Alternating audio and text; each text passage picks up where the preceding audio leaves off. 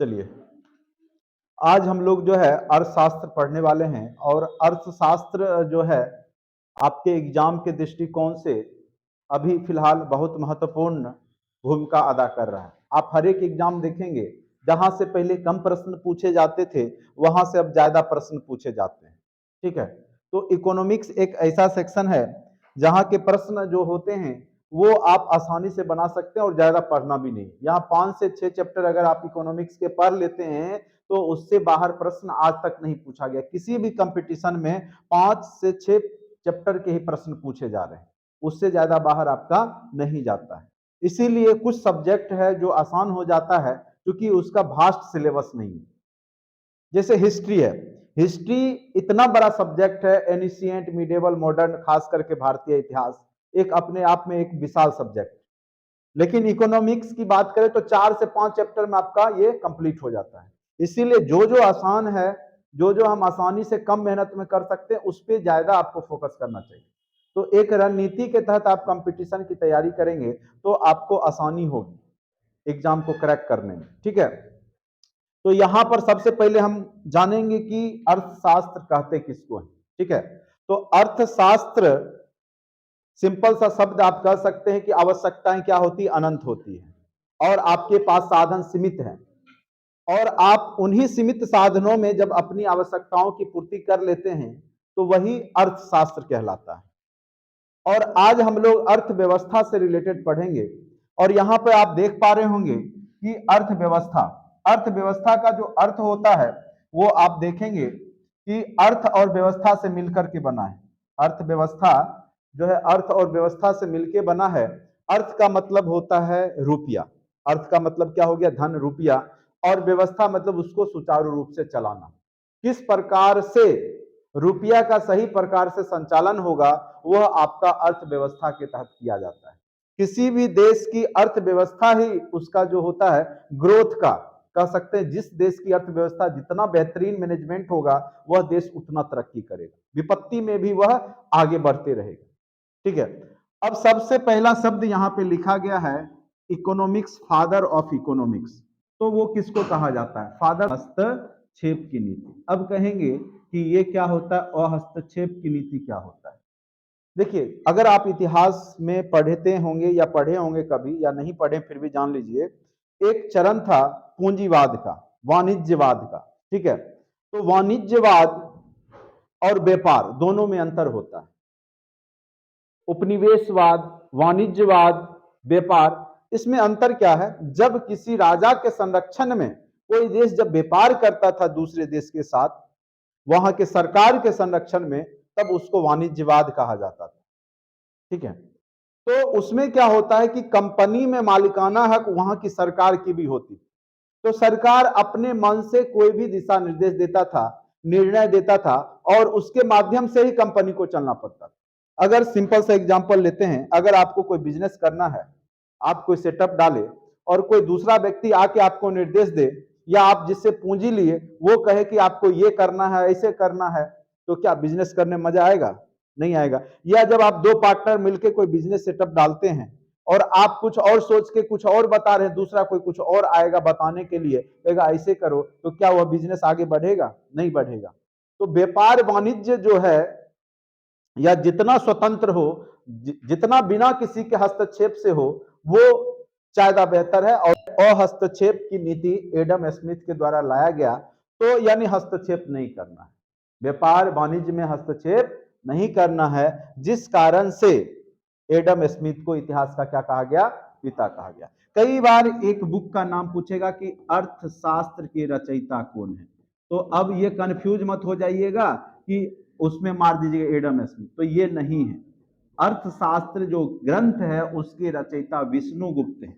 विष्णुगुप्त का ही एक नाम है आपका कौटिल्य। क्या नाम है, कौटिल्य। और चाणक्य, चाणक्य भी उन्हीं का नाम है, कौटिल्य भी नाम है, घरेलू नाम क्या है, कौटिल्य।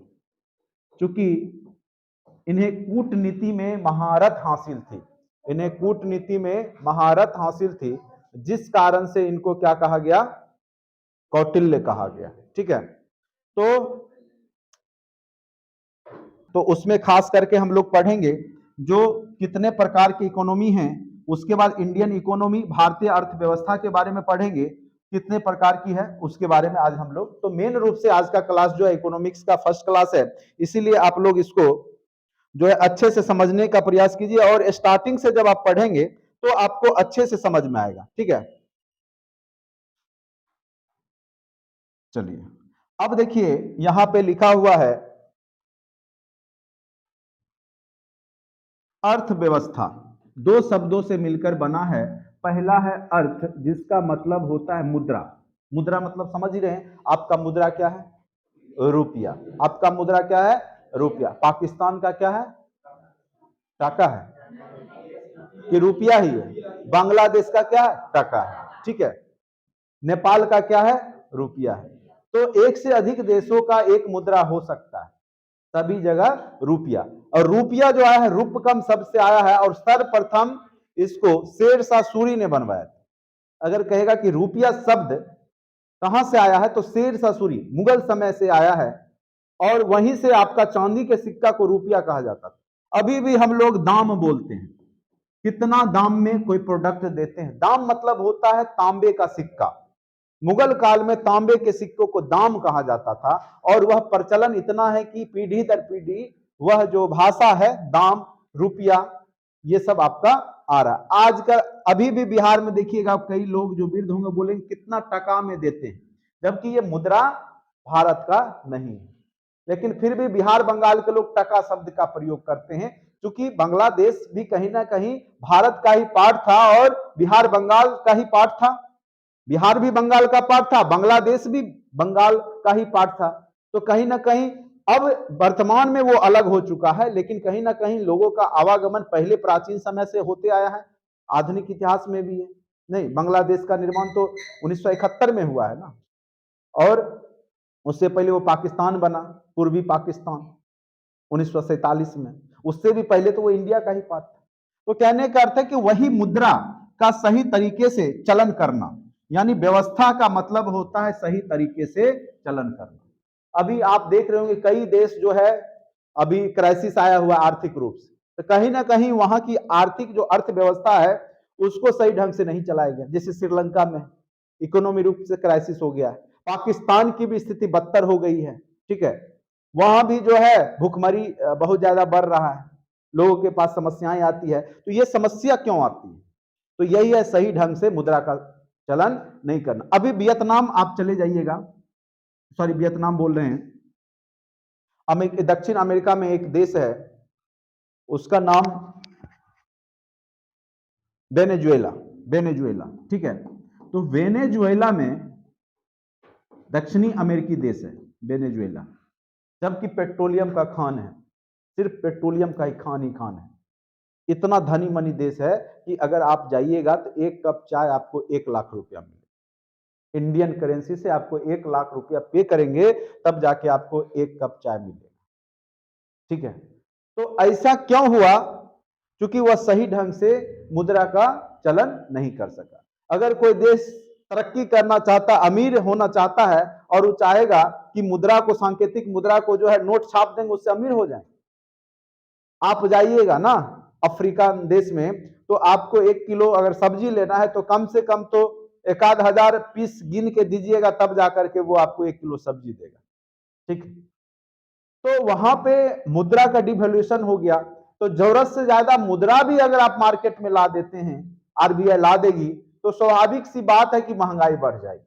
ठीक है, तो वही जो है मुद्रा का सही तरीके से चलन करना ही अर्थव्यवस्था कहलाता है, और यही चैप्टर आज हम लोग पढ़ने वाले हैं। अर्थ मतलब मुद्रा, व्यवस्था मतलब सही तरीके से संचालन करना। वही चीज हमने यहां पे आपको अच्छे से डिस्क्राइब करके समझा दी। ठीक है,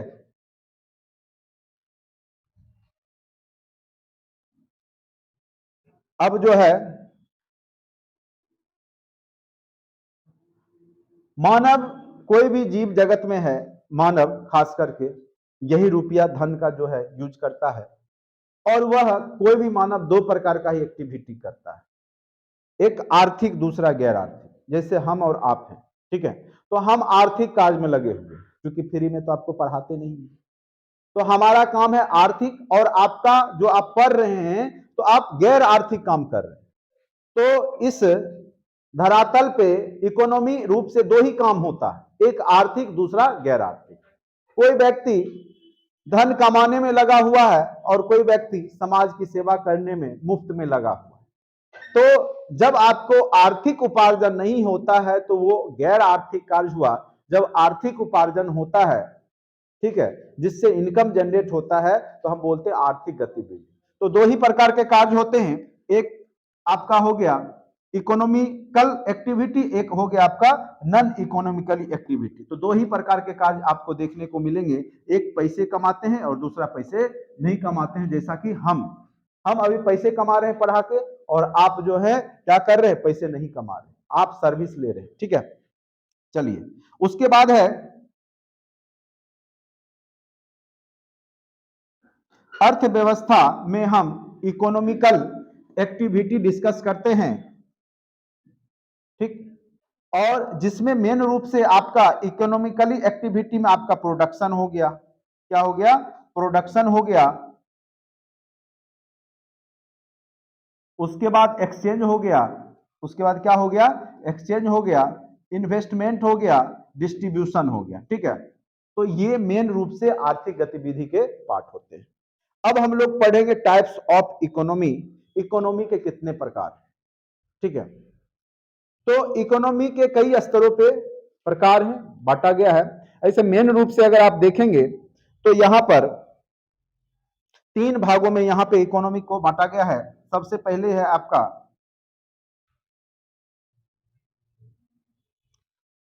ये समझना आपको बहुत जरूरी है, सबसे पहला पार्ट है आपका सोशलिज्म, समाजवादी अर्थव्यवस्था। दूसरा है कैपिटलिज्म, पूंजीवादी अर्थव्यवस्था।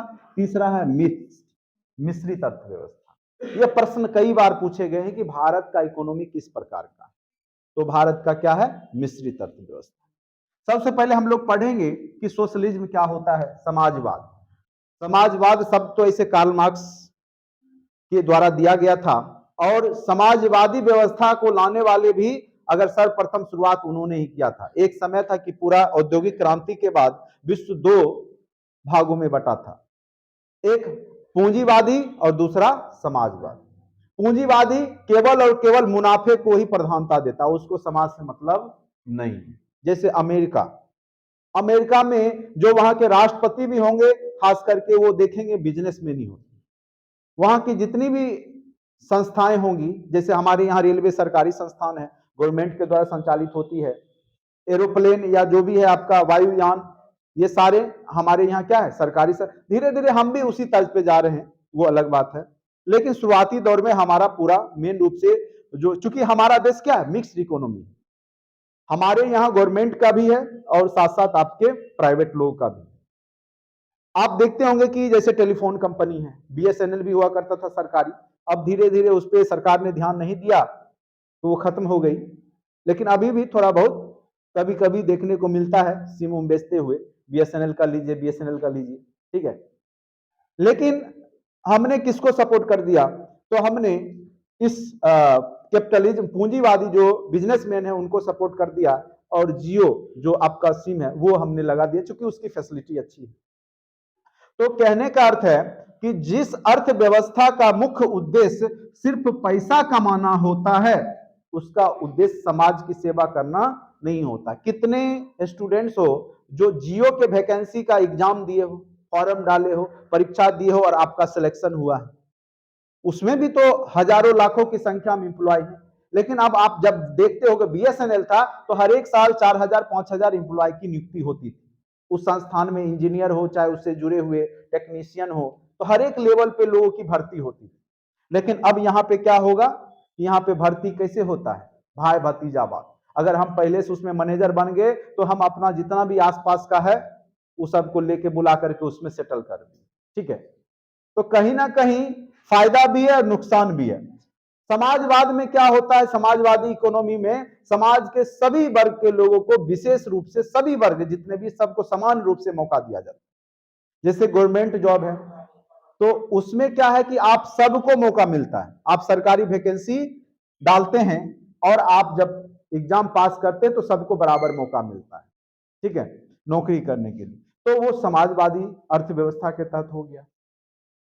एम समाज को साथ लेकर चलना, पैसा कमाना इसका मुख्य उद्देश्य नहीं है। भारतीय रेलवे का मुख्य उद्देश्य पैसा कमाना नहीं होता। हर एक साल आप देखिएगा कि भारतीय रेलवे घाटा में जा रहा है, नुकसान ही होता है। एक ही जो नेता थे लालू यादव, उन्होंने ही कुछ मुनाफा कमा के दिया था भारतीय रेलवे को। अब चाहे जो भी चीज बेच करके दे दिए, चाहे जैसे हो, उनके ऊपर भी कटाक्ष तो होता है कि उन्होंने रेलवे का जो है पटरी उटरी जो है बेच दिया था। अब जो भी जैसे भी हो, लेकिन अगर मुनाफा रहता तो यहाँ मुनाफा सो चाहे जो भी हो, चाहे हम जो है 2 सीट पे 5 ही क्यों ना बैठ के टिकट कटा के जाते हो, लेकिन रेलवे या अन्य सरकारी संस्थान को नुकसान ही देखिएगा, घाटे में ही चल रही होती है। तो इसके पीछे क्या रीजन है, अब वो तो सरकार जानेगी, रिसर्च टीम जानेगा। लेकिन ये आप जानिए कि सोशलिज्म का जो इकोनॉमी का मेन उद्देश्य पैसे कमाना नहीं होता है, और यहाँ पे कंट्रोल क्या होता है, गवर्नमेंट का होता है। और खास करके चाइना, क्यूबा, कोरिया, ये सब जो देश हैं, ये सब सोशलिज्म देश हैं, समाजवादी देश हैं, मार्क्सवादी देश हैं। मार्क्स, कम्युनिस्ट, ये सब समाजवादी सोशलिज्म के ही प्रवर्तक थे या उपदेशक थे। उन्हीं के मार्ग पे आपका चाइना चलता है। रूस भी लगभग जो है समाजवादी इकोनॉमी है, ऐसे वो भी मिक्स अपनाता है, ठीक है। लेकिन खास करके चीन में अगर आप जाइएगा, अगर वहां कोई प्राइवेट कंपनी भी है तो उसको भी सरकार ही नियंत्रित कर रही होती है। सरकार ही सैलरी फिक्स करते है, कितना देना है, कितना पेंशन देना है, कितना उसको फैसिलिटी देना। हमारे यहाँ क्या है कि अगर कंपनी हो गया तो कंपनी तय करता है कि क्या करना है, नहीं करना। अब धीरे धीरे सरकार हस्तक्षेप करती है कि आप 18,000 से कम नहीं दे सकते। जैसे सरकारी विद्यालय में अभी सैलरी कम से कम कोई भी स्टार्टिंग भी करता है तो 22-23 हजार मिलता है, ठीक है। लेकिन आप प्राइवेट स्कूल में देखते हैं कि 1500, 3000, 8000, अच्छे टीचर का 12,000 तक सीमित हो जाता है। लेकिन जब वह बिल बना के देता है तो उस पर 18,000 लिखा हुआ रहता है, क्योंकि वह सरकार ने नियम बनाया, उससे कम आप नहीं दे सकते हैं एक टीचर। लेकिन क्या मिलता है, नहीं मिलता है। लेकिन वह टीचर साइन करता है 18,000। अगर वह नहीं करेगा वो 3,000, तो उसकी मान्यता ही रद्द हो जाएगी उस स्कूल कॉलेज। तो आपकी मजबूरी होती है कि आप कम में भी करके साइन 18,000 पे करते हो। तो सरकार की नजर में तो आपको 18,000 मिल रहा है, लेकिन वास्तव में उतना मिल नहीं रहा होता है। तो कहने का अर्थ है कि ये सब समस्या आपको पूंजीवादी जो अर्थव्यवस्था है, कैपिटलिज्म, उसमें आपको देखने को मिलेगा। बाकी इतिहास में भी हम लोग पूंजीवाद, समाजवाद को बहुत डीपली अच्छे से पढ़ेंगे, क्योंकि इतिहास का भी टॉपिक है। भारतीय अर्थव्यवस्था में आप देखेंगे कि दोनों प्रकार के यहाँ पे पब्लिक सेक्टर और प्राइवेट सेक्टर, एक तरफ सेंट जोसेफ, सेंट पॉल, नहीं, बहुत तरह के प्राइवेट स्कूल हैं, तो दूसरे तरफ उसी के बगल में आपका सरकारी विद्यालय भी रहता है, ठीक है। तो यानी भारत में दोनों प्रचलित है, दोनों का चलन है, दोनों को मौका दिया जाता है, प्राइवेट और पब्लिक जो है, सरकारी, दोनों का। तो इंडिया इसका मिश्रित का एक अच्छा एग्जांपल है। समाज को यहां ज्यादा महत्व नहीं दिया जाता है पूंजीवादी अर्थव्यवस्था में, कंट्रोल प्राइवेट सेक्टर के हाथों में होगा। खास करके यूएसए, कनाडा, ब्रिटेन, जो भी विकसित देश हैं वो पूंजीवादी अर्थव्यवस्था ही अपनाते हैं, ठीक है। यूएसए, कनाडा, ब्रिटेन, ये सारे पूंजीवादी देश हैं, इनको समाज से उतना मतलब है नहीं, क्योंकि ये लोग विकसित अवस्था में पहुंच चुके हैं। लेकिन हमारे यहां अगर हम पूंजीवादी व्यवस्था अभी तुरंत एकाएक लागू कर देते हैं, क्योंकि हमारे यहां समानताएं नहीं आई है। कोई अभी अभी इंडिया में कोई 5,000 कमा रहा है तो कोई 5 लाख कमा रहा है, कोई 5 करोड़। कल एक न्यूज़पेपर में पढ़े, एक छापा पड़ा, तो एक इंजीनियर है झारखंड का, उसका बेटा जो है दिल्ली, सब परिवार रहता है, 300 का 1 लीटर वाटर पानी पीता है, उससे कम का पानी नहीं पीता है। इंडिया में रह के फ्रांस से उसका पानी आता है। एक इंजीनियर, एक अभियंता का बेटा, और उसका आप देखे होंगे न्यूज़पेपर में, कल के न्यूज़पेपर में देखिएगा, फर्स्ट पे ही है, एक दिन से ज्यादा वो टी शर्ट नहीं पहनता है।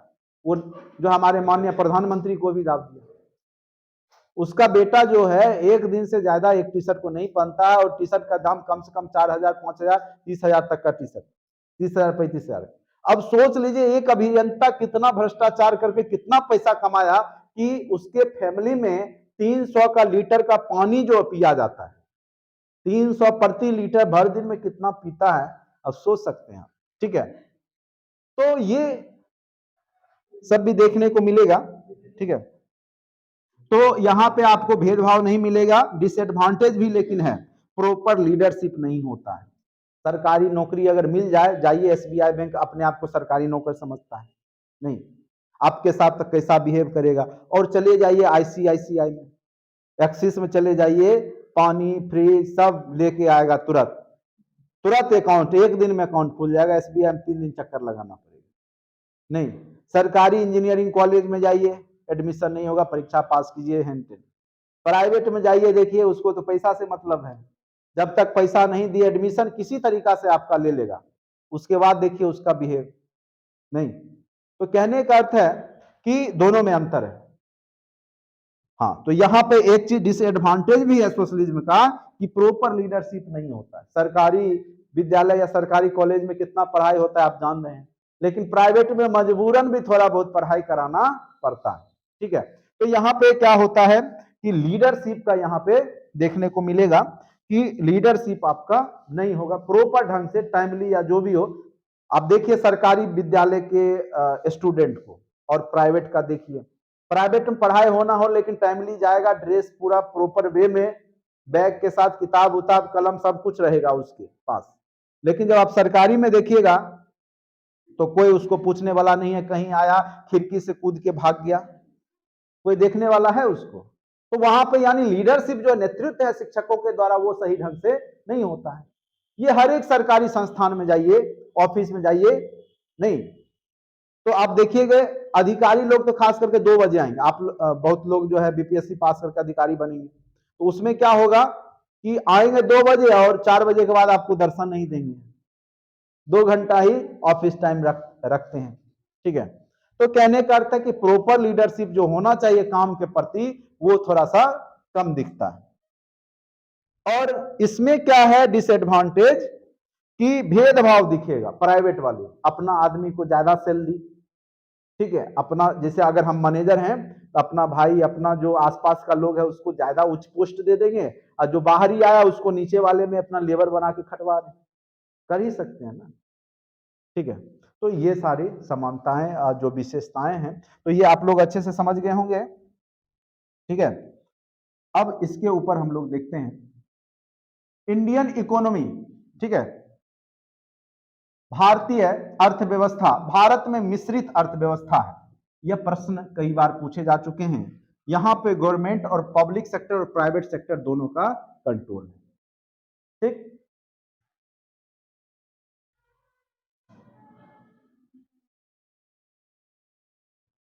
अब देखिए इंडियन इकोनॉमी के क्या क्या फील्ड हैं, कहां कहां से प्रश्न आपके पूछे जा सकते हैं, तो ये हम लोग समझेंगे।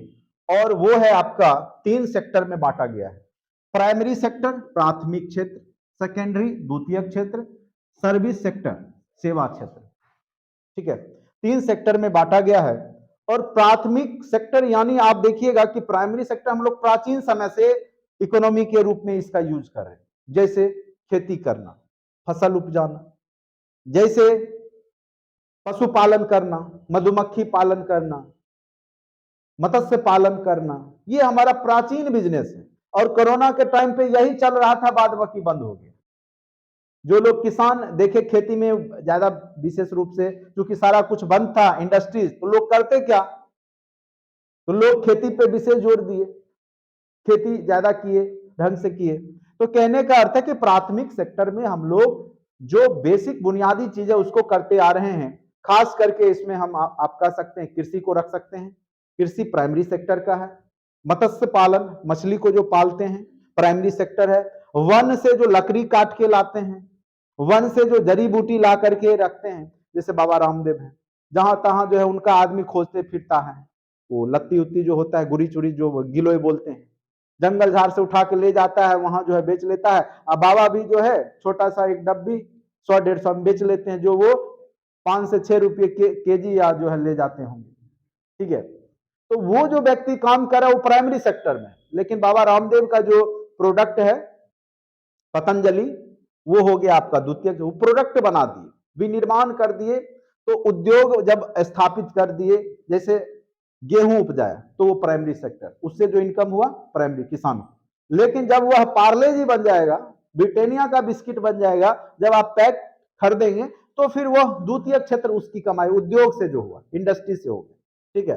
तृतीय क्षेत्र सेवा क्षेत्र होता है, खास करके सेवा क्षेत्र बैंकिंग हो गया, बैंक सेवा ही देता है ना। आप जब जमा, आप ही का पैसा रख लेता है, आप निकालने जाते हैं आपको दे देता है, उसके एवज में आप जब लोन लेने जाते हैं आपको देता है 4% है, और जब आप लोन लेते हैं तो 12% लेता है, मिनिमम 11 से तो कम नहीं लेता है, और आपको मैक्सिमम 4 से 4.5% देगा सेविंग अकाउंट। जो बीच का मार्जिन हुआ 8%, उसी में उसका जो एम्प्लॉय है सर्विस दे रहा है। तो आपको वो कोई प्रोडक्ट नहीं देता। आप जब ट्रेन पे चढ़ते हैं, रेलवे पे चढ़ते हैं, तो आपको कोई प्रोडक्ट देता है, बस आपको एक जगह से दूसरे जगह पहुंचा देता है। तो बैंक हो गया, रेलवे हो गया, वायुयान हो गया, सॉफ्टवेयर जब बनता है तो वो भी आपको सर्विस देता है, ठीक है। अभी हम आपको पढ़ा रहे हैं, सर्विस दे रहे हैं, सेवा दे रहे हैं, आपको कोई चीज हम प्रोडक्ट नहीं दे रहे हैं, तो ये भी क्या हो गया, सर्विस सेक्टर। सेवा क्षेत्र मतलब आपको कोई प्रोडक्ट नहीं देता है, सर्विस देता है, ठीक है। तो वो तृतीय क्षेत्र में आता है। और कोई भी विकसित देश में जब वह विकसित होता है तो सबसे ज्यादा योगदान किसका होता है, तो तृतीय क्षेत्र का ही होता है।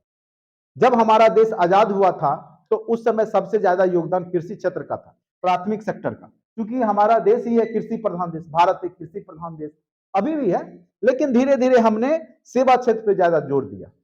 अभी भारत से सबसे ज्यादा निर्यात सॉफ्टवेयर का होता है, गेहूं और मक्का का निर्यात नहीं होता। जीडीपी में देखिएगा इसका योगदान लगभग 18 से 19% के अप्रॉक्स रहेगा, इसका भी 19 रहेगा, बाद बाकी जो 19.5 कभी 20-21 तक जाएगा मैक्सिमम, बाद बाकी जो आप देखेंगे 60% के अप्रॉक्स जो होगा वह आपका तृतीय क्षेत्र का वर्तमान में।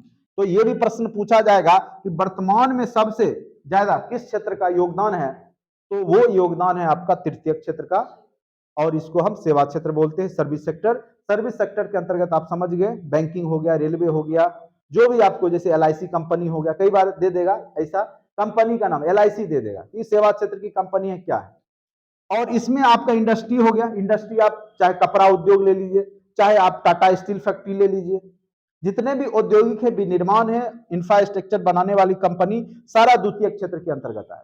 प्राइमरी सेक्टर भी समझ गए, जो भी हम खेती किसानी मत्स्य पालन मधुमक्खी पालन ये सब से जो इनकम जनरेट करेंगे वो प्राइमरी सेक्टर में आएगा। तो यहां तक आपको समझ गया होगा। अगर कोई प्रश्न पूछेगा यहां से तो आप लोग अच्छे से उम्मीद करते हैं कि आप जरूर जवाब दे देंगे, ठीक है। अब आते हैं हम लोग, इसी का एग्जाम्पल हमने यहाँ पर लिख दिया है, और एग्जाम्पल क्या है, कृषि। ये सब प्राइमरी है, प्राथमिक मैं लिख ही देता हूं यहाँ पे एग्जाम्पल में, प्राथमिक ये है आपका द्वितीयक, ठीक है, द्वितीयक क्षेत्र, और इसको तृतीयक नहीं बोल के हम लोग सेवा क्षेत्र ही नाम देते हैं, ठीक है। चलिए, कृषि, मछली पालन, पशुपालन, जंगलों से वस्तुएं प्राप्त करना, जंगल से बहुत, क्योंकि हमारा प्राचीन बिजनेस अभी भी आदि मानव लोग आप देखिएगा बोध गया जाइए, जो भी जड़ी बूटी कंदमूल ला करके बेचते रहते हैं, और जगह जगह उसका देखिएगा शिविर लगा लगा करके वो दवाइयां भी बेचते हैं। लेकिन आप देखिएगा कि उनको जब बुखार लगता है तो बगल के केमिस्ट दुकान पे आपको मिलेंगे, दवाई दुकान पे आपको दिख जाएंगे। अब वो कौन सा दवाई बेचते हैं प्रोडक्ट या ठगते हैं जो भी हो, लेकिन प्राचीन बिजनेस है।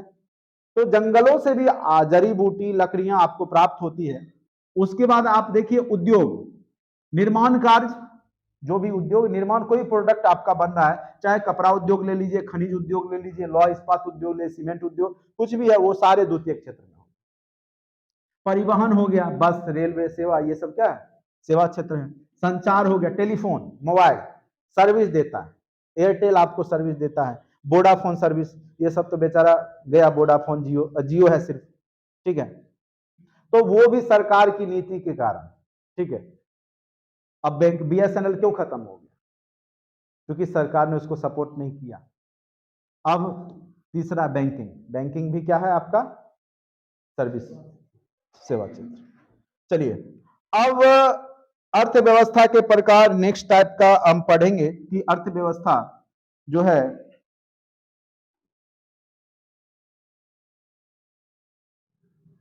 एक और तरीके से आप बांट सकते हैं, वो है आपका खुला और क्लोज्ड, ठीक है, खुला और क्लोज्ड इकोनॉमी, ठीक।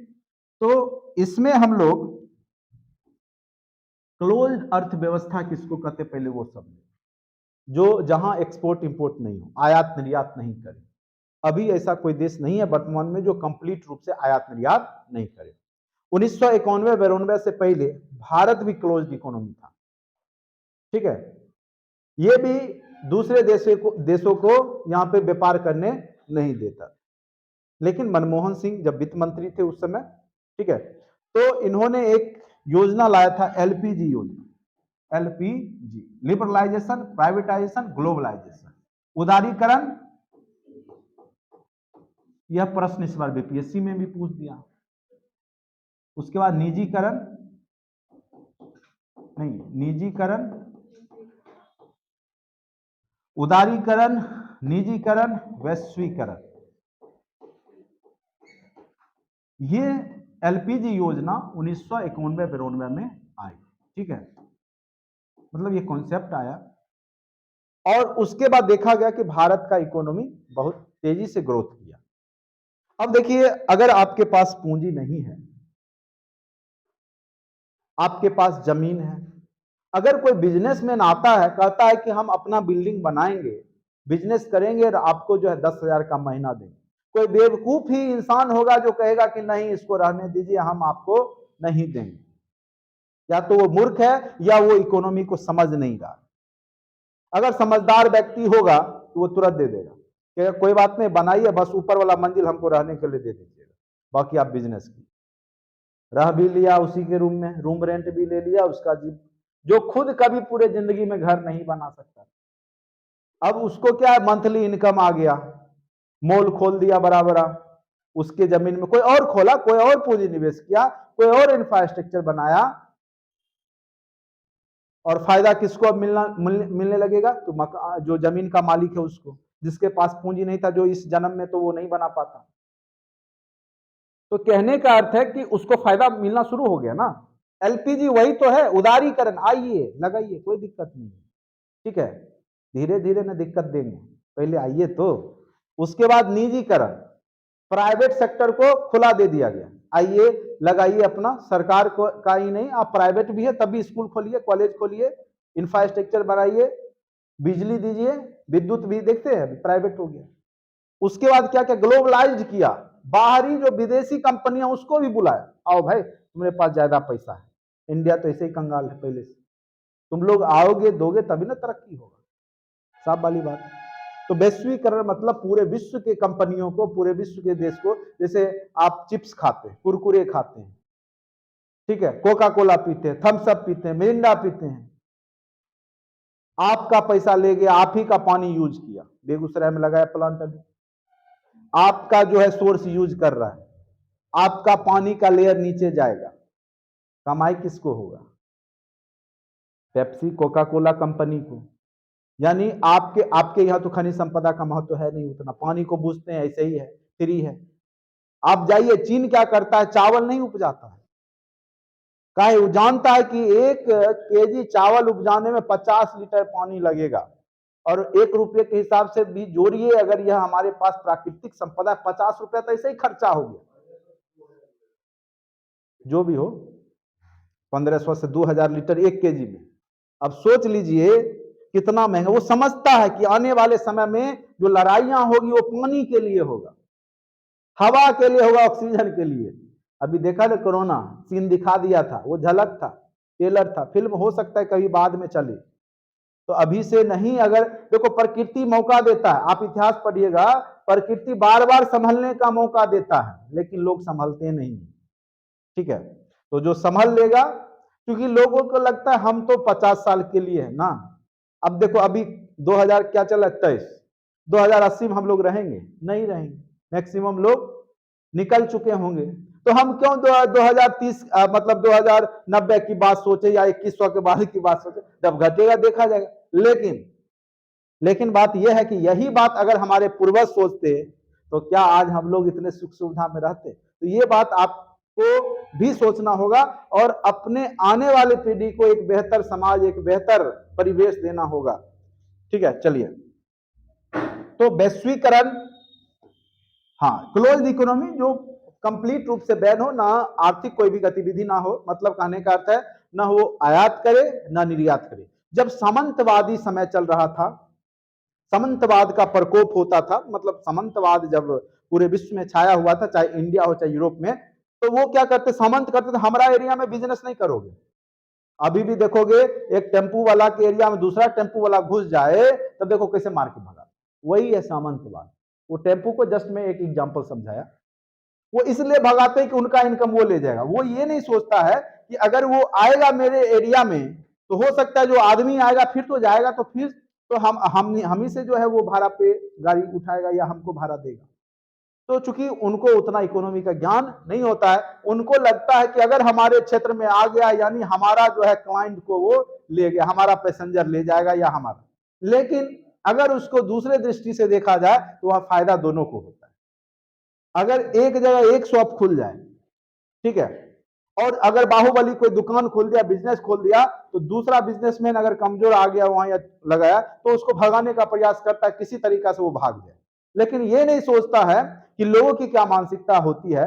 अगर मान के चलो हमको मेडिसिन खरीदना है, तो हम ऐसे जगह जाएंगे जहां बहुत सारा मेडिसिन का दुकान होगा, और हम सोचेंगे कि अगर एक दुकान में नहीं मिलेगा तो बगल वाले में ले लेंगे, और हम वहीं जाएंगे। इसीलिए तो मार्केट का नाम होता है कि यहाँ दवाई का मार्केट या किताब का मार्केट है। यहाँ एक जगह रहेगा तो एक जगह नहीं मिलेगा आपको, तो दूसरी जगह मिल जाएगा, तो फायदा सबको होता है। बस सोच सोच की बात है। और इकोनॉमी को समझने के लिए आपको, तो क्लोज्ड इकोनॉमी पहले हुआ करता था, लेकिन 1990 के बाद आपका देश भी जो है उदारीकरण की ओर आ गया, निजीकरण की ओर आ गया, वैश्वीकरण की ओर आ गया, और देखा गया कि आपका इकोनॉमी जो है बहुत तीव्र गति से आगे बढ़ा। ठीक है, तो चलिए, तो ग्लोबलाइज्ड वैश्वीकरण अर्थव्यवस्था को अब आपको समझना होगा। ठीक है, वो तो था क्लोज, जब आयात निर्यात नहीं हो। अब हम लोग समझते हैं घरेलू अर्थव्यवस्था का वैश्विक अर्थव्यवस्था के साथ एकीकरण होना ही क्या कहलाता है, ग्लोबलाइज्ड इकोनॉमी कहलाता है। ठीक है, अब देखिए भारतीय अर्थव्यवस्था का ग्लोबलाइजेशन 1991 को हुआ, और इसके बाद भारत के विकास दर में बढ़त देखी गई। ठीक, 1951 से 91 तक मात्र 4% था। कितना था? मात्र 4%।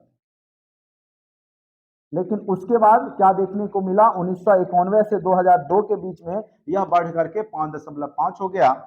ठीक है, तो यानी ग्लोबलाइजेशन आया, वैश्वीकरण आया, तो हमारी अर्थव्यवस्था आगे बढ़ी। अब आ जाते हैं ह्यूमन डेवलपमेंट इंडेक्स। ये अति महत्वपूर्ण है। यहां से मेंस में GS2 में भी प्रश्न पूछे गए थे 66 में, तो यहाँ पे प्रश्न पूछे जा सकते हैं। ठीक है, तो यहाँ पे ह्यूमन डेवलपमेंट इंडेक्स SDI, मानव विकास सूचकांक, इसको जारी कौन करता है? तो UNDP। कौन जारी करता है? UNDP, United Nation Development Programme, वो जारी करता है। और यह क्या करता है, ये UNDP लिखा हुआ है, और इसका हेडक्वार्टर कहां है? न्यूयॉर्क। अमेरिका का इकोनॉमी शहर है, अमेरिका की राजधानी वाशिंगटन DC है, याद रखेंगे। इस इंडेक्स से पता चलता है कि कोई देश कितना विकसित है, विकासशील है या अविकसित है। आपका देश क्या है? विकासशील है, बहुत दिन से विकासशील है, विकसित की ओर नहीं पहुंच पाता है। इसके पीछे हम, आप और यहाँ की सरकार भी जिम्मेदार है। ठीक है, चलिए, तो इसका जो है,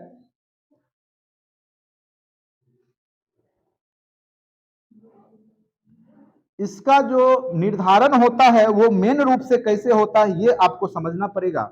तो इस इंडेक्स का जो निर्धारण होता है वो विभिन्न आयामों में होता है। जैसे आपका स्वास्थ्य, जीवन प्रत्याशा क्या है, कितने दिन कितने वर्ष लोग जीवित रहते हैं। जैसे जापान देखिए, वहां का एवरेज आयु 80 वर्ष। जब वहां 40-45 होता है तो उनको लगता है अभी हम जवान हुए हैं।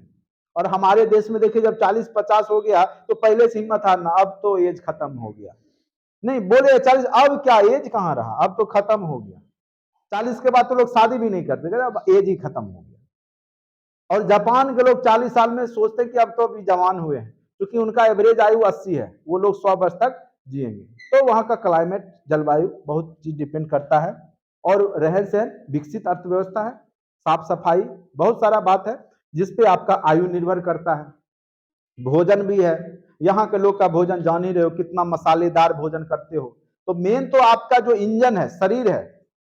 अगर आपको ज्यादा आयु, दीर्घायु बनना है तो सबसे पहले जो शरीर है उसको आपको साफ रखना होगा, उस ढंग का भोजन लेना होगा, जो ज्यादा से ज्यादा दिन तक आपका किडनी लीवर ये सब चले। ठीक है, तो जीवन प्रत्याशा तभी संभव है। अब कहिएगा कि भारत में ऐसा क्यों नहीं होता, क्योंकि हमारे पास उतना इनकम नहीं है। एक मानव को कितना कैल्शियम चाहिए, प्रोटीन चाहिए, विटामिन चाहिए, शरीर को मिलेगा तब तो।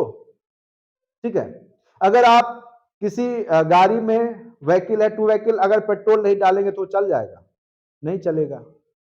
या बार बार उसमें जो है आप कम कम डालते हैं, एयर ले लेता है, तो वो क्या होता है कि जल्दी उसका इंजन जोर पड़ेगा और वो खराब हो जाता है। तो कहने का अर्थ है कि आपका जो स्वास्थ्य जो है वो आपके देश का, उससे पता चलता है कि आप कितने अमीर हैं, कितने विकसित हैं। ठीक है, जीवन प्रत्याशा, एवरेज आयु क्या है? एवरेज आयु ज्यादा होगा, यानी लोगों का रहन सहन, खान पान और जो उनकी जो पहुंच है वो ज्यादा संसाधनों तक होती है।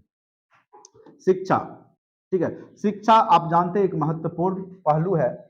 जिस राज्य में आप डायरेक्ट कोरिलेट कर सकते हैं, जिस राज्य का साक्षरता दर निम्न है वो उतना गरीब है। जैसे बिहार को ले लीजिए, ये सब में तो बिहार आपका टॉप पे है, पीछे से नहीं।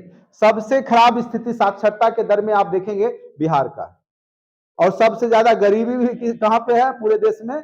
बिहार में ही प्रति व्यक्ति आय सबसे कम है, क्योंकि साक्षरता दर भी सबसे कम है। इसका मतलब है कि आपका आर्थिक संपन्नता डायरेक्ट डिपेंड है आपके शिक्षा पे। इसीलिए सरकार ने, बिहार सरकार ने कल के जो आप देखेंगे पेपर, न्यूज़पेपर में सबसे ज्यादा शिक्षा पे खर्च करने की बात की है। अभी 3 लाख टीचर और बहाली होने वाला है, और ये टीचर पढ़े लिखे बीएड पास हैं, टीईटी सीईटी पास हैं, चाहे जैसे पास करें। ठीक है, उसके बाद है प्रति व्यक्ति आय। प्रति व्यक्ति आय पे डिपेंड करता है कितना इनकम है। किसी देश का टोटल इनकम बटे टोटल जनसंख्या से भाग दे देते हैं, वही प्रति व्यक्ति आय हो जाता है। तो उससे वह देश पता चल जाता है कि उसकी स्थिति क्या होगी, रैंकिंग जारी होता है। तो यूएनडीपी इसी आधार पे, तीनों आधार पे, स्वास्थ्य, शिक्षा और प्रति व्यक्ति आय के आधार पे अपना रैंक जारी करता है। ठीक है, अब आ जाइए कि क्षेत्र में कई उन्नति के आधार पर उन्हें रैंक प्रदान करता है। और इंपॉर्टेंट पॉइंट्स अब चलेगा। तो भारत का जैसे मानव विकास सूचकांक या जो है उसमें रैंक कितना है, तो 107 108 ऐसे रहता है। आप देख लेंगे कि कितना है, करंट अफेयर्स का टॉपिक है। ठीक है, तो रैंक देख सकते हैं। अब महत्वपूर्ण पॉइंट्स पे हम लोग आते हैं।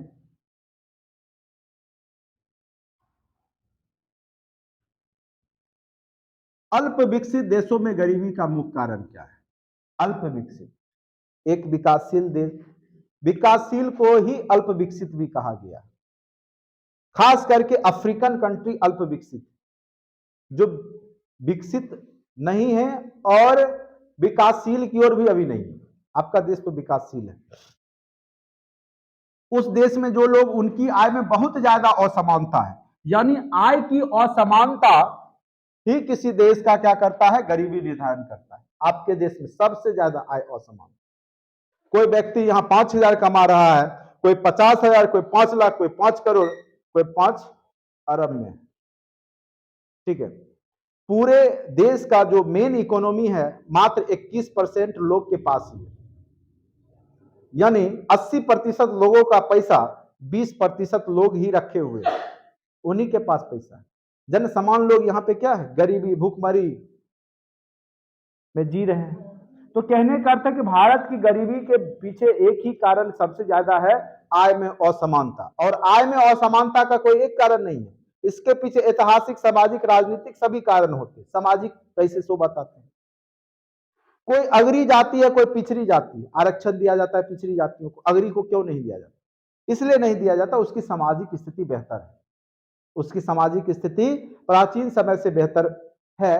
तो जिस कारण से क्या है कि उसका इनकम ज्यादा है, क्योंकि मनी बिगेट्स मनी। अगर आपके पास नहीं कुछ जमीन है तो आप खेती कीजिएगा, और खेती करके आप तरक्की कर लीजिएगा, बिजनेस नहीं कुछ हुआ तो उसको बेच करके आप बिजनेस सेटअप कर लीजिएगा। लेकिन जिसके पास कुछ है ही नहीं, वो तो बेचारा लेबर मजदूरी का काम करते करते वो उसका जिंदगी खत्म हो जाएगा। 300-400 का अगर उसको डेली मिलता है, उसके तो खर्च में ही हो जाएगा वो सारा, वो कुछ बचा पाएगा? नहीं बचा पाएगा। तो स्वाभाविक है, तो सामाजिक कारण इसके पीछे है, क्योंकि वर्षों से हमारे यहाँ क्या हुआ, जो शोषणकारी समाज रहा अगरी पिछड़ी में, या आप कह सकते हैं कि आप देखने को मिलेगा कि जमींदारी प्रथा थी बिहार बंगाल में। तो जमींदारों ने, जो भारतीय किसान था उसका जो मेन जमीन था वो अपने पास रखा और ज्यादा से ज्यादा उनसे कर वसूली किया, तो वहीं से यह स्थिति आपको देखने को मिलेगा। ठीक है, तो सबसे ज्यादा अगर आय में असमानता है तो वह आपको क्या करेगा कि गरीब बनाएगा। ठीक है, वह देश गरीब हो जाता है जहां पे सबसे ज्यादा आय में असमानता है, कोई ज्यादा कमा रहा है, कोई बहुत ही कम कमा रहा है। लेकिन आप जब विकसित देशों में जाएंगे तो इतना अंतर नहीं होगा। अगर कोई 50,000 कमा रहा है तो जो गरीब है वो 40,000 कमाएगा, ये नहीं कि गरीब है वो 4,000 कमाए, इतना का अंतर नहीं होता, क्योंकि वो डेवलप हो चुका है, वहां का समाज विकसित हो चुका है। लेकिन हमारे हमारे जो समाज है अभी तक विकसित नहीं है। यही चीज देखते हुए जो हमारे संविधान निर्माता थे डॉक्टर भीमराव अंबेडकर ने तो संविधान में आरक्षण दिया था कि जब तक हम समाज के सभी वर्गों को समान रूप से नहीं लाएंगे, अगर विकलांग को रेस करवाना है तो जब तक उसको बैसाखी नहीं देंगे तब तक वह रेस में नहीं आएगा। तो बैसाखी दिया, चलो भाई कमजोर हो तो आरक्षण लेकर के आगे बढ़ो, लेकिन बढ़ो, पढ़ो लिखो। ठीक है, तो आय में असमानता दूर करके ही कोई देश विकसित अवस्था में जा सकता है। ठीक है, भारत में निर्धनता का आकलन कैसे किया जाता है, किसी परिवार के द्वारा कितना उपभोग व्यय हो रहा है, खास करके कितना वह कैलोरी एनर्जी ले रहा है, ऊर्जा ले रहा है। 2400 कैलोरी अगर ग्रामीण क्षेत्र में है, शहरी क्षेत्र में है तो 2200 कैलोरी। ठीक है, क्योंकि शहर के लोग ऑफिशियल काम करते हैं, एयर कंडीशन में बैठते हैं, ऑफिस में बैठते हैं, प्यून भी है तो आराम से बैठा हुआ है, खाली पानी उनी दे करके अपना बैठ गया एसी में। लेकिन गांव के लोग खेतों में जाते हैं काम करने के लिए, कुदाल खुरपी यूज करेंगे, तो उनको क्या होगा कि ज्यादा से ज्यादा भोजन की आवश्यकता होगी, भोजन नहीं मिलेगा। तो 2400 कैलोरी भोजन, तो यहाँ पे कितना वो उपभोग करते हैं। कोई अगर व्यक्ति अगर मान लो जींस खरीदने गया और वो किलर का जींस पहनता है, आप देख के पता कर सकते हैं कि इसकी आर्थिक स्थिति बेहतर हो। क्यों? क्योंकि कम से कम तो 2500 2000 2500 3000 का वो जींस पहना, मान के चलो।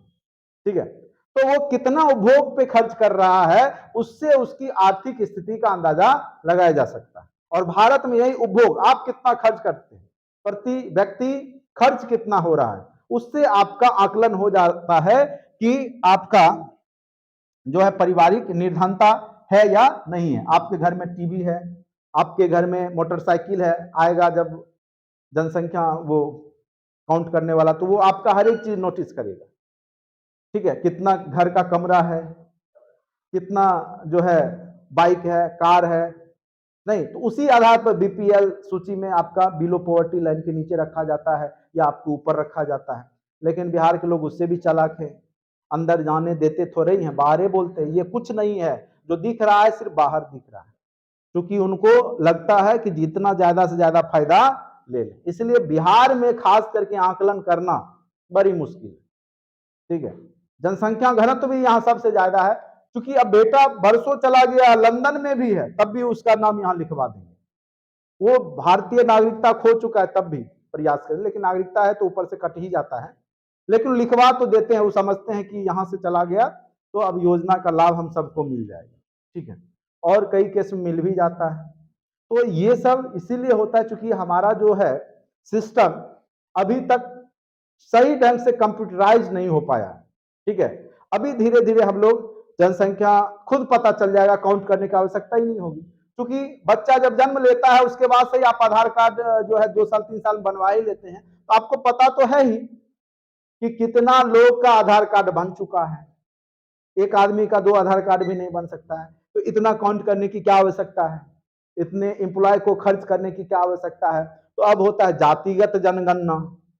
ठीक है, तो कहने का अर्थ है चलिए जातिगत जनगणना की विशेषताएं भी है, कमियां भी है। तो हम लोग आज मेन रूप से इकोनॉमी पढ़ते हैं, तो ये आपका हो गया, एक चैप्टर आपका कंप्लीट हो गया। ठीक है, ठीक है, तो हम लोग आज के चैप्टर में जो हम लोग पढ़े, मेन रूप से हमने क्या पढ़ा।